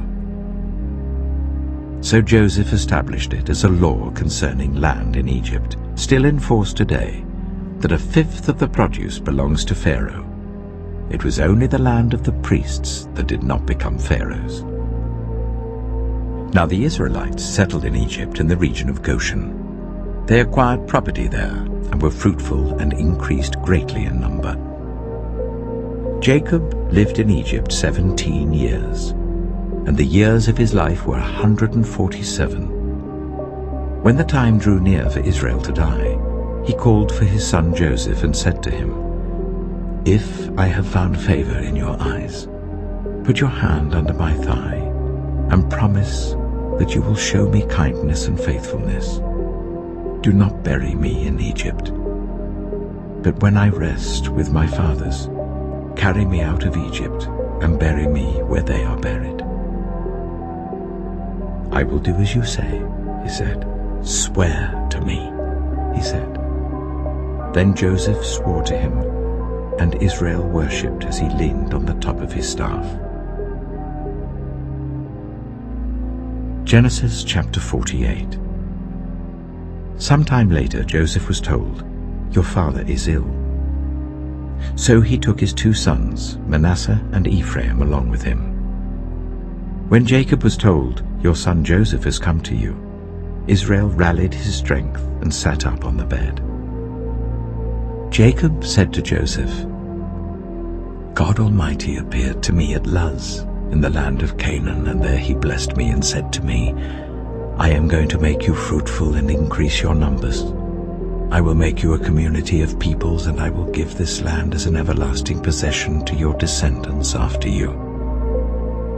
Now then, your 2 sons born to you in Egypt before I came to you here will be reckoned as mine.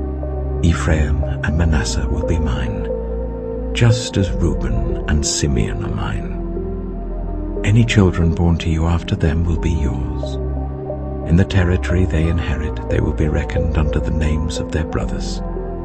As I was returning from Padan, To my sorrow, Rachel died in the land of Canaan while we were still on the way, a little distance from Ephrath. So I buried her there beside the road to Ephrath, that is Bethlehem.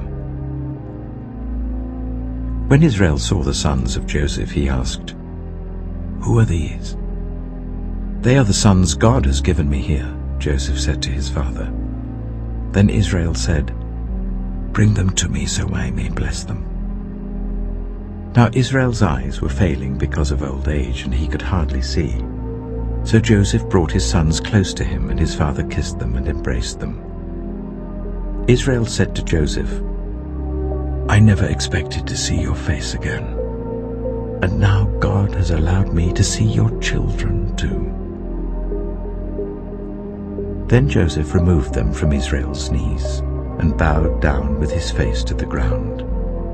And Joseph took both of them, Ephraim on his right towards Israel's left hand, and Manasseh on his left towards Israel's right hand, and brought them close to him. But Israel reached out his right hand and put it on Ephraim's head, though he was the younger, and crossing his arms, he put his left hand on Manasseh's head, even though Manasseh was the firstborn. Then he blessed Joseph and said, "May the God before whom my fathers, Abraham and Isaac, walked faithfully, the God who has been my shepherd all my life to this day, the angel who has delivered me from all harm, may he bless these boys.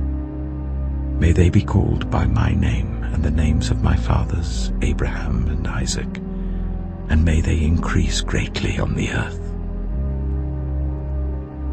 When Joseph saw his father placing his right hand on Ephraim's head, he was displeased.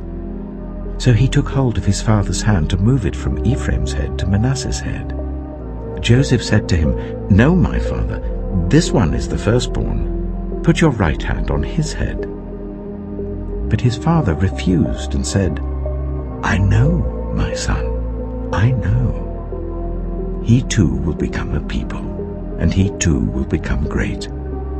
Nevertheless, his younger brother will be greater than he, and his descendants will become a group of nations."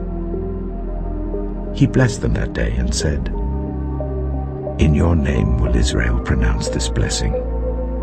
May God make you like Ephraim and Manasseh." So he put Ephraim ahead of Manasseh. Then Israel said to Joseph, "I am about to die, but God will be with you and take you back to the land of your fathers. And to you I give one more ridge of land than to your brothers, the ridge I took from the Amorites with my sword and my bow." Genesis chapter 49. Then Jacob called for his sons and said, "Gather round so I can tell you what will happen to you in days to come. Assemble and listen, sons of Jacob. Listen to your father Israel. Reuben, you are my firstborn, my might, the first sign of my strength, excelling in honor, excelling in power. Turbulent as the waters, you will no longer excel. For you went up onto your father's bed, onto my couch, and defiled it. Simeon and Levi are brothers. Their swords are weapons of violence. Let me not enter their council, let me not join their assembly, for they have killed men in their anger, and hamstrung oxen as they pleased. Cursed be their anger, so fierce, and their fury so cruel. I will scatter them in Jacob and disperse them in Israel. Judah, your brothers will praise you. Your hand will be on the neck of your enemies. Your father's sons will bow down to you. You are a lion's cub, Judah. You return from the prey, my son. Like a lion he crouches and lies down like a lioness. Who dares to rouse him? The scepter will not depart from Judah, nor the ruler's staff from between his feet, until he to whom it belongs shall come, and the obedience of the nations shall be his. He will tether his donkey to a vine, his colt to the choicest branch. He will wash his garments in wine, his robes in the blood of grapes. His eyes will be darker than wine, his teeth whiter than milk. Zebulun will live by the seashore and become a haven for ships. His border will extend toward Sidon. Issachar is a scrawny donkey lying down among the sheepfolds. When he sees how good is his resting place and how pleasant is his land, he will bend his shoulder to the burden and submit to forced labor. Dan will provide justice for his people as one of the tribes of Israel. Dan will be a snake by the roadside, a viper along the path that bites the horse's heels so that its rider tumbles backward. I look for your deliverance, Lord. Gad will be attacked by a band of raiders, but he will attack them at their heels. Asher's food will be rich. He will provide delicacies fit for a king. Naphtali is a doe set free that bears beautiful fawns. Joseph is a fruitful vine near a spring, whose branches climb over a wall. With bitterness archers attacked him, they shot at him with hostility. But his bow remained steady, his strong arm stayed supple, because of the hand of the mighty one of Jacob, because of the shepherd, the rock of Israel, because of your father's God who helps you, because of the Almighty who blesses you with blessings of the skies above, blessings of the deep springs below, blessings of the breast and womb. Your father's blessings are greater than the blessings of the ancient mountains, than the bounty of the age-old hills. Let all these rest on the head of Joseph, on the brow of the prince among his brothers. Benjamin is a ravenous wolf. In the morning he devours the prey. In the evening he divides the plunder. All these are the 12 tribes of Israel, and this is what their father said to them when he blessed them, giving each the blessing appropriate to him. Then he gave them these instructions. I am about to be gathered to my people. Bury me with my fathers in the cave in the field of Ephron the Hittite, the cave in the field of Machpelah, near Mamre in Canaan, which Abraham bought along with the field as a burial place from Ephron the Hittite. There Abraham and his wife Sarah were buried. There Isaac and his wife Rebekah were buried. And there I buried Leah. The field and the cave in it were bought from the Hittites. When Jacob had finished giving instructions to his sons, he drew his feet up into the bed, breathed his last, and was gathered to his people. Genesis chapter 50. Joseph threw himself on his father and wept over him and kissed him. Then Joseph directed the physicians in his service to embalm his father Israel. So the physicians embalmed him, taking a full 40 days, for that was the time required for embalming. And the Egyptians mourned for him 70 days.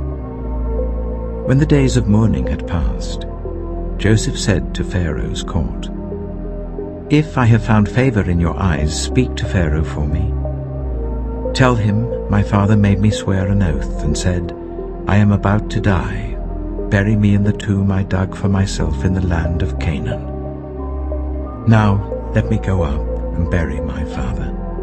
Then I will return. Pharaoh said, Go up and bury your father, as he made you swear to do. So Joseph went up to bury his father. All Pharaoh's officials accompanied him, the dignitaries of his court and all the dignitaries of Egypt, besides all members of Joseph's household and his brothers and those belonging to his father's household. Only their children and their flocks and herds were left in Goshen. Chariots and horsemen also went up with him. It was a very large company. When they reached the threshing floor of Atad near the Jordan, they lamented loudly and bitterly, and there Joseph observed a 7-day period of mourning for his father. When the Canaanites who lived there saw the mourning at the threshing floor of Atad, they said, "The Egyptians are holding a solemn ceremony of mourning." That is why that place near the Jordan is called Abel Mizraim. So Jacob's sons did as he had commanded them. They carried him to the land of Canaan and buried him in the cave of the field of Machpelah near Mamre, which Abraham had bought along with the field as a burial place from Ephron the Hittite. After burying his father, Joseph returned to Egypt, together with his brothers and all the others who had gone with him to bury his father. When Joseph's brothers saw that their father was dead, they said, "What if Joseph holds a grudge against us and pays us back for all the wrongs we did to him?" So they sent word to Joseph, saying, "Your father left these instructions before he died. This is what you are to say to Joseph. I ask you to forgive your brothers the sins and the wrongs they committed in treating you so badly. Now please forgive the sins of the servants of the God of your father." When their message came to him, Joseph wept. His brothers then came and threw themselves down before him. "We are your slaves," they said. But Joseph said to them, "Don't be afraid. Am I in the place of God? You intended to harm me, but God intended it for good, to accomplish what is now being done, the saving of many lives. So then don't be afraid. I will provide for you and your children." And he reassured them and spoke kindly to them. Joseph stayed in Egypt, along with all his father's family. He lived 110 years and saw the 3rd generation of Ephraim's children. Also the children of Machir, son of Manasseh, were placed at birth on Joseph's knees. Then Joseph said to his brothers, "I am about to die, but God will surely come to your aid and take you up out of this land, to the land he promised on oath to Abraham, Isaac, and Jacob." And Joseph made the Israelites swear an oath and said, "God will surely come to your aid, and then you must carry my bones up from this place." So Joseph died at the age of 110, and after they embalmed him, he was placed in a coffin in Egypt.